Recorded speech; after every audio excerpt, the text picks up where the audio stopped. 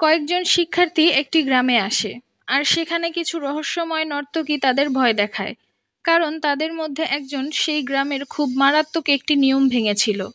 কি সেই নিয়ম, আর কি আছে সেই রহস্যময় গ্রামে, তাই আমরা দেখব এই মুভিতে।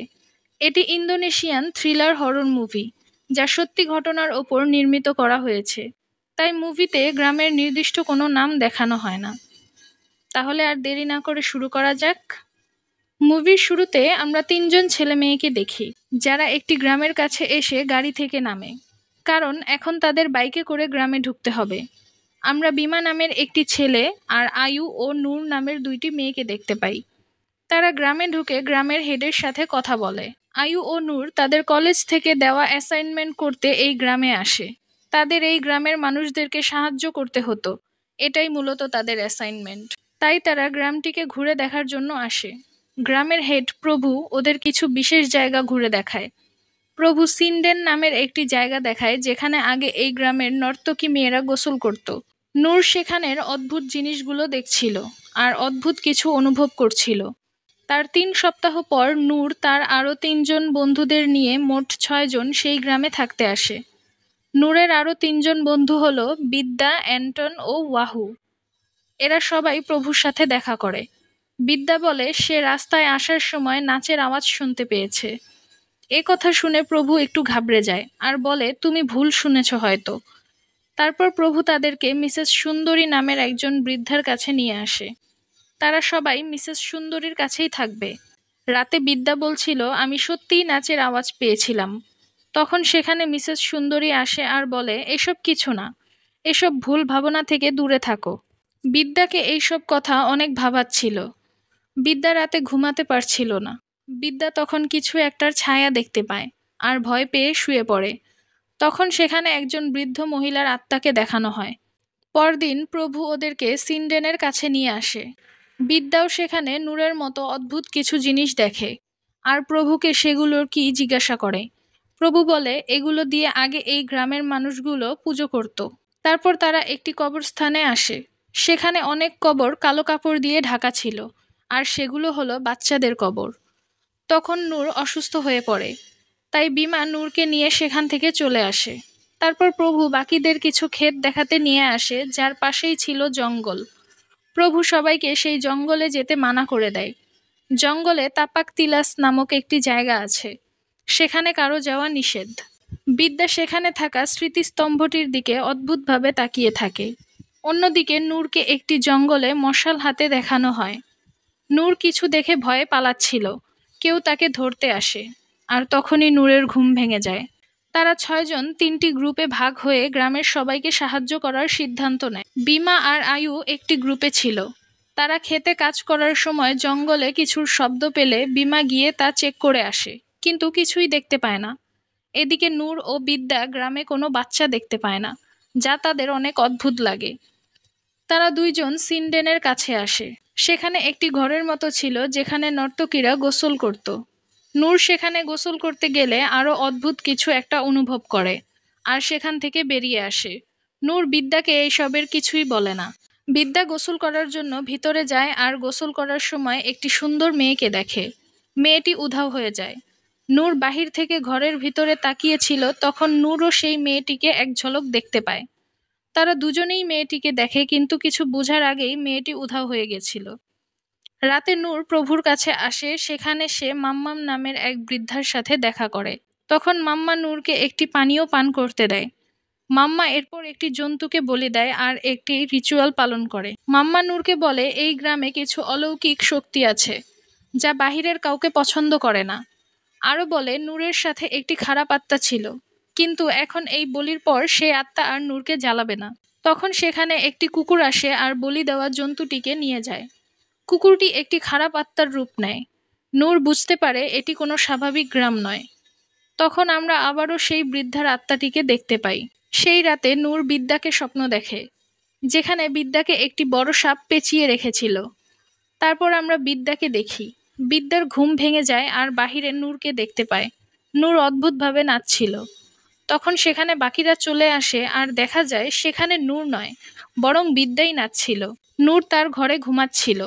বিদ্যা এতক্ষণ যা নূরকে নিয়ে দেখছিল তা আসলে তার সাথেই হচ্ছিল। পরদিন মাম্মা আয়ু, বিদ্যা ও ওয়াহুকে তার কাছে ডাকে। মাম্মা তাদেরও সেই পানীয় পান করতে দেয়। বিদ্যা সেই পানীয়র মিষ্টি স্বাদ পায়, আর আয়ু ও ওয়াহু তিতো স্বাদ পায়। এটি আসলে এমন একটি পানীয় যা দ্বারা মাম্মা বুঝতে পারে তাদের সাথে কোনো আত্মা আছে কিনা। যারা এই পানীয়র মিষ্টি স্বাদ পায় তাদের সাথেই রয়েছে কোনো আত্মা। মাম্মা বলে বিদ্যার পিছনেও একটি আত্মা আছে, আর বিদ্যার কপালে একটি টিকা পরিয়ে দেয় যা তাকে এই আত্মার থেকে রক্ষা করবে। প্রভু বিদ্যাকে এই গ্রামের অলৌকিক শক্তির ব্যাপারে বলে।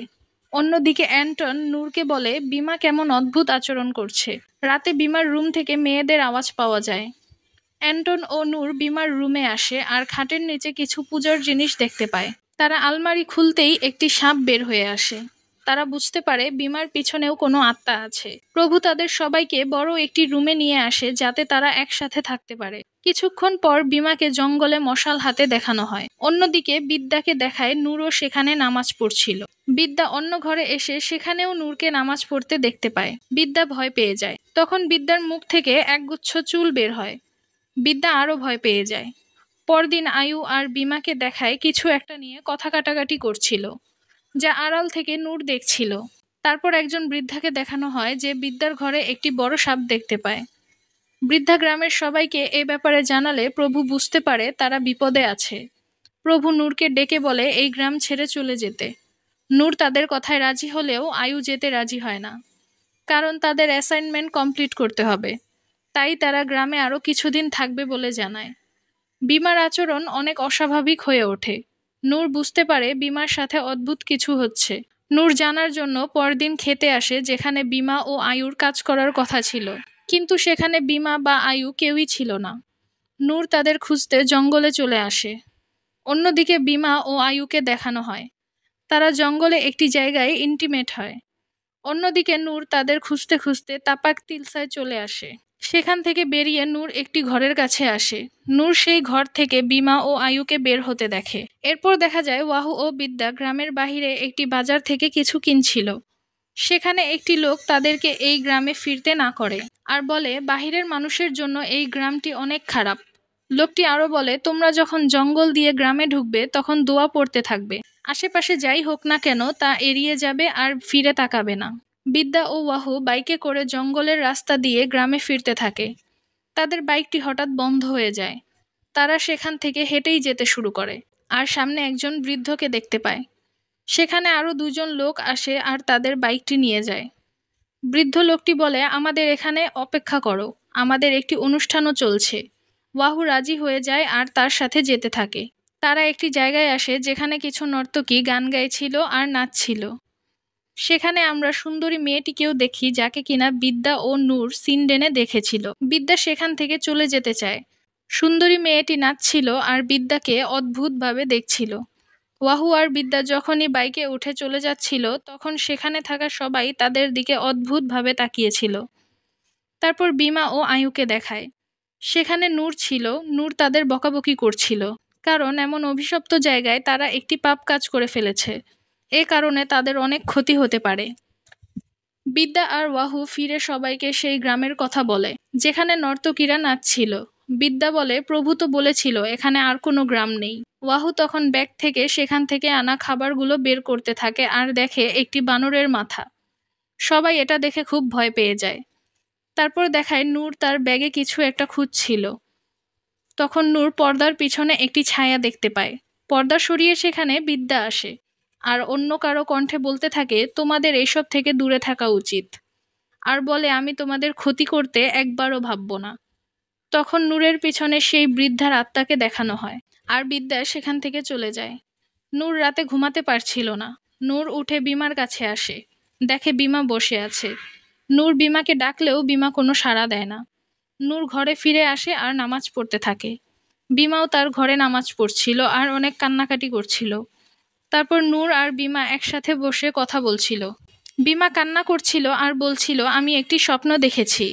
স্বপ্নে বিমা বিদ্যাকে একটি সাপে মোড়ানো অবস্থায় দেখে আর সেই সুন্দরী মেয়েটিকে দেখে। মেয়েটি বলে ও ছাড়া পাবে না। বিমা তার পরিচয় জানতে বলে আমি দায়ু, আরও বলে আমি ওকে ছেড়ে দিব যদি তুমি আমার কথা মতো কাজ করো। দায়ু বিমাকে তাপাক তিলসায় যেতে বলে আর সেখান থেকে একটি বালা এনে বিদ্যাকে পড়াতে বলে, তাহলে বিদ্যা বেঁচে যাবে। নূর বলে সে একটি আত্মা, তুমি কিভাবে তাকে বিশ্বাস করলে? নূর আরও বলে বালাটি কোথায়? বিমা বলে আমি জানি না। তারা দুইজনই বুঝতে পারছিল যে বিদ্যা অনেক বড় বিপদে আছে। তারপর বিদ্যাকে দেখায় বিদ্যা ঘরে কাউকে দেখতে পায় না। তখন নূর বিদ্যাকে ধরে। নূরকে সেই বৃদ্ধার আত্মাটি ভর করে রেখেছিল। সেই আত্মাটি বিদ্যাকে বলে তোমাদের মধ্যে দুইজন অনেক বড় পাপ করে ফেলেছে, তুমি এসব থেকে দূরে থাকো। আর নূরের শরীর থেকে বের হয়ে যায়। তারপর নূরের জ্ঞান ফিরে। নূর পরের দিন আয়ুর রুম থেকে সেই বালাটি পায় আর বুঝতে পারে বিমা ও আয়ু আত্মাটির কথায় এইসব করেছে। নূর গ্রামটি ছাড়ার সিদ্ধান্ত নেয়। রাতে বিদ্যা বিমাকে জঙ্গলে যেতে দেখে। বিদ্যা বিমার পিছু করতে করতে তাপাক তিলসায় এসে পড়ে আর সেই ঘরটিতে বিমাকে একটি সাপে পেঁচানো অবস্থায় দেখে। এই সাপটি ছিল দায়ুর আসল রূপ। বিদ্যা এসব দেখে সেখান থেকে পালাতে গেলে সেখানে অনেকগুলো আত্মা চলে আসে। দায়ুও সেখানে আসে বিদ্যাকে তার সাথে যেতে বলে। এদিকে নূরকে দেখায়, নূর দেখে বিদ্যা ঘরে নেই আর আয়ুর শরীর পড়ে আছে, যা দেখে বোঝাই যাচ্ছে আয়ুর শরীরে কোনো আত্মা নেই। আবার বিদ্যাকে দেখানো হয় সেখানে থাকা সব আত্মা নাচতে শুরু করে। বিদ্যা সেই আত্মাদের মধ্যে আয়ুকেও দেখতে পায় আর আয়ু দায়ুর মতো সেজেছিল। এদিকে নূর প্রভু ও সবাইকে বলে বিমা ও আয়ু শয়তান আত্মা অর্থাৎ দায়ুর কথা মতো কাজ করেছে। তারপর সবাই মিলে তাদের খুঁজতে শুরু করে। তখন মাম্মা বলে দায়ু কোনো আত্মা না, এটি একটি পদ। দলের সবচেয়ে ভালো নর্তকীকে এই পদ দেওয়া হয় আর এই পদে থাকা নর্তকীর নাম বাদারা উহি। বাদারা উহি বিমা ও আয়ুর আত্মাকে আটকে রেখেছে। মাম্মা তারপর সেই কালো কুকুরটিকে জঙ্গলে পাঠিয়ে দেয়। কুকুরটি তাপাক তিলসায় আসে। কুকুরটিকে দেখে সব আত্মারা নাচ বন্ধ করে দেয় আর তখন বিদ্যা সেখান থেকে পালিয়ে আসে। আয়ু আর বাকি আত্মাগুলো আবার নাচতে থাকে। আয়ু ও বিমার শরীর দুটো একসাথে রাখা হয়। বিদ্যাকেও বাড়িতে নিয়ে আসা হয়। বিদ্যা বিমা ও আয়ুকে এই অবস্থায় দেখে কান্না করতে থাকে। মাম্মা বলে তোমাদের বন্ধুদের আত্মা এখনো সেখানে আটকে আছে। মাম্মা বিদ্যাকে আবার সেই পানীয়টি পান করায়। এবার বিদ্যা তিতস্বাদ পায়। তাকে বাদারা উহি ছেড়ে দিলেও আয়ুকে তাপাক তিলসার দায়ুর জায়গা দিয়ে দিয়েছে। তারপর বাকি চারজন খুব তাড়াতাড়ি সেই গ্রাম ছেড়ে দেয়। আমরা জানতে পারি নূরের সাথে বৃদ্ধার আত্মা ছিল, সে আসলে নূরকে সব খারাপ আত্মার কাছ থেকে রক্ষা করত। আর মুভিটি এখানেই শেষ হয়ে যায়। মুভিটি ভালো লাগলে লাইক, শেয়ার ও কমেন্ট করবেন আর চ্যানেলটি অবশ্যই সাবস্ক্রাইব করবেন। আবারও দেখা হবে নতুন কোনো ভিডিওতে। ধন্যবাদ।